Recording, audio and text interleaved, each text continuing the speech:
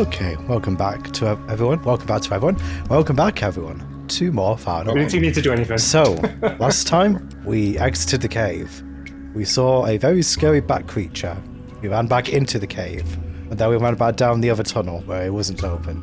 And we slept for the night. Didn't get bothered, actually. John went to visit Eldeth, and the situation of the centipedes has gone quite a bit worse. Also, we learned quite a lot of new lore, mostly from David's end, learning about the steps to divinity. And also, Denivel's got a quest for us. We need to help him with some stuff. And we got a quest, stuff after us. So, yeah, basically we're pretty much now where we were at the end of the last time. We just had a lot of exposition. You all stride out confidently into the wide yonder, the morning light touching your eyes and burning them slightly. So you got heat resistance, so you're not too bad, Brendan. Moira too, actually. And Moira too. Come to And think Kara of it, yeah, doesn't Kara have? Yeah, so basically... So just David and John are suffering. Yeah. Oh, they are always suffering. They're suffering in a very specific way today, though. David specifically more so because he doesn't have dark vision. David, Yeah. you feel like you barely even slept when the sun hit your eyes. It hurts. Barely sleep, so that's great. As you exit the cave, you step over the bodies of the bats and look out across the rocky crevices around you.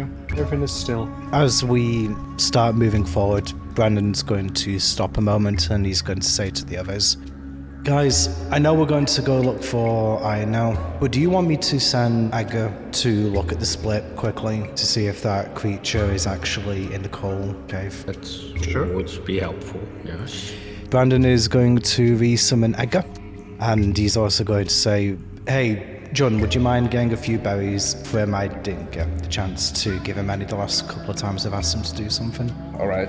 He appears perched on your shoulder. He cocks his head towards you for a second and pokes you in the side of the head. Ow! Well, thank you for sending me towards a large, furry thing. I wings. didn't know what we were going to see out there. I mean, So you'll send the expendable raven, will you? I recalled you the instant I saw the danger. So He puffs out his feathers a little bit. if I give you several berries, will you consider forgiving me? As long as you allow me to ride on your head when we travel as well. I mean, you've been doing that for the most part anyway, so I think that's fair.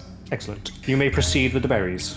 John, if you wouldn't mind, please. June place a berry on Brandon's head. Immediately, Edgar goes straight up, lands on the head, starts squishing it on your head. We'll hand the berries to Brandon, it's his problem. No, that's fair. Okay, so Brandon allows Edgar to feed on the berries. He feeds and squishes his way to satisfaction. Okay. You seemed angry. Yeah, a little bit, but as I said to Edgar, I did pull him out as soon as there was danger, but we just had no idea what was out there. Honestly, he's the only one of us that could go out there without starting an immediate fight. It's a good job we did, otherwise that could have been a pretty bad situation.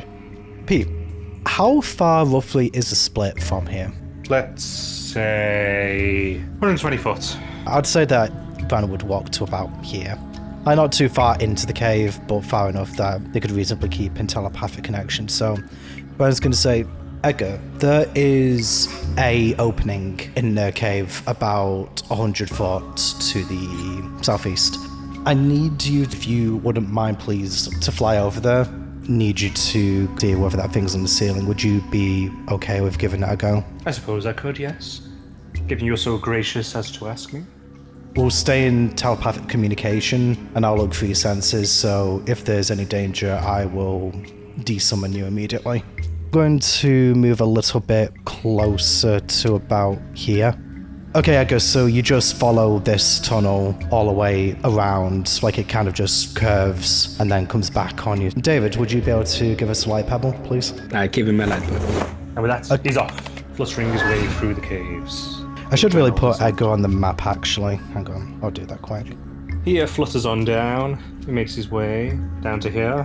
He zooms out into the opening space, circling around here. As he comes into this part, you just see the ruins of the eggs. He flutters around again. You look towards the ceiling, and you don't see anything. Nothing on the ceiling. Okay, so Brandon was saying, okay, I think that's pretty clear.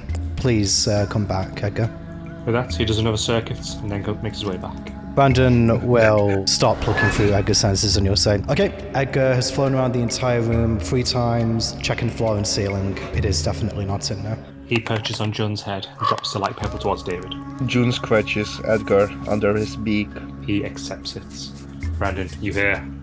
Yes, right, that's yes. Such a brave little boy. Is he a boy or is he... I look over at Brennan. Brandon will say, he currently identifies as a boy. He's got a male form, at least. Identifies as... Well, I mean, remember, something David, happened. they were changeling once, kind of. Oh, I forgot about that. Yeah, so they're kind of fluid. Wouldn't it be better to give a more unisex name instead of Edgar? Well, they said that they accepted the names, so I'm just kind of sticking with it. Unless, Brandon will think, unless you actually prefer to be called something else, Edgar, would you prefer a different name? Dormanius, the destroyer of the 5 gates. It's a little bit wordy. Fine, Edgar's fine. Edgar's fine, Brandon says out loud. Edgar's fine. Right, so the bat creature isn't here. I don't think there's any point spending a lot of time looking around for it. I just wanted to check that it definitely wasn't here before we left. Yeah, and also I didn't want it to attack us from behind while we're traveling. Brandon will say to Edgar, perch on my head as we travel as promised, Edgar, but maybe every few minutes or so, would you mind just like looking behind us, flying up maybe every, 20 minutes or so, check the skies that there's nothing following us. Oh, actually, yes. Also, Edgar, we're looking for shiny things. I imagine you like shiny things as well, so if you see anything like that, please let us know. His eyes sparkle a little bit. I don't know what you mean. If that look in your eyes any indication, I think you have at least some idea. Nope, not at all. Okay. Right, let's get going then, I think. It's funny how it stays quiet for a few minutes whenever Brandon looks at Edgar. I'd probably say just to kind of going forward that Brandon would repeat if he doesn't do it explicitly in character what Edgar's saying to the others. I do like that Edgar is also very expressive. Yeah. He moves quite a lot. I'll try to remember to say what Edgar says, but yeah, if I don't explicitly say, assume that Brandon's just repeating what Edgar's saying. Okay, and with that, you make your way out, and where are you going? As you go once more into the cliff faces. Looking for other caves, North. aren't we? Yes. We can do that while we're traveling up north. Whilst we're traveling, Brandon's going to say, hey, David, I just remembered to ask something. You know when you were telling us about Denivel's request, you said that there weren't any risks for us. Mm-hmm. Were you implying that there's more of a risk for you? Yeah. You didn't actually say what that was. Allegedly it would hurt a lot. Right. Like just physical pain within, or I don't know if it's physical, spiritual, emotional, or mental. It says pain. I would also imagine that if your form was killed, defeated, whatever word you want to use, like you're effectively acting as our anchor there, right? If that anchor is gone, i.e. me, so would your connection to that place. Right, so we're going to actually have to change our tactics a little bit, prioritize your defense Protect a the bit more. president. I pointed myself. Yes. there's no way for us to get trapped within the library of Yor, right? No. If I'm gone or if you are taken out, so to speak, your connection will be severed and you will be shunted back into your bodies. Did Denivel mention like the properties of our astral form, like for example, weapons, armor, spells, magic items, scrolls? Will we be able to use them in any form? Because they're physically going to be with us in the shop. I have no idea. When you go to the library, do you have your things with you? I never checked, to be honest.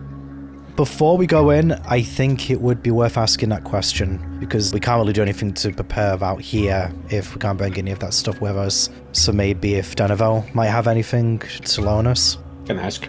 I would probably say maybe do that tonight, tomorrow, just whenever it's convenient, because if we can prepare, maybe it might be worth... I mean, I can show you the process, like making some scrolls of your armor of Agathis, so we can kind of tank some hits. If scrolls work. If they work. I was thinking scrolls specifically because if we use the scrolls beforehand, maybe the magic might persist, even if the physical item doesn't. I don't know, Potions. because it might be just protecting your physical body. Actually, I'm not sure. yes, that is a good point. But then we'll probably know some more. Yeah, I'd say definitely learn as much about that as possible, because we can do some preparation if we can actually use that stuff. And if we can't, we just have to... Do our best. Yeah. I'm hoping we have at least our spells. I think the spells we will have, but any other items or potions, scrolls, I don't know. I mean, who knows, maybe my astral form might actually be sturdier than my physical form. One can only hope, eh?